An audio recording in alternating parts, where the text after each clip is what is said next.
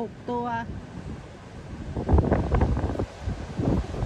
ตัวนี้คือตัวผู้เหรอที่มีเขายาวๆอ่ะ ตัวผู้ตัวเดียว อ่า ที่แรกลูกมันเป็นตัวถ้าเป็นตัวผู้แฟนก็จะเขาไม่เอาไว้เพราะว่าเดี๋ยวมันไปเขาบอกเดี๋ยวมันไปมีแต่ตันคือเขาไม่เอาตัวผู้ถ้าตัวเมียเขาเก็บไว้ โอเคแล้วนี่คือเอาขนมันเหรอ ไม่คือที่แรกมันมีม้า อือฮึ เพื่อนบ้านตรงนั้นอ่ะเขาฝากเลี้ยง2 ตัว อือฮะ 3 ตัว อือฮึ ทีนี้เขาตายแล้วอีกคนหนึ่งเจ้าของเขามาเอาแล้วเหลือตัวเดียวมันโดดเดี่ยวเขาเลยขาย3 ครั้งไม่ได้มันก็กลับมาอีก ครั้งที่4ขายได้ แล้วทีนี้หญ้ามันรกไม่มีม้าแล้วเขาหนูก็เลยเสนอเอาแกะมา4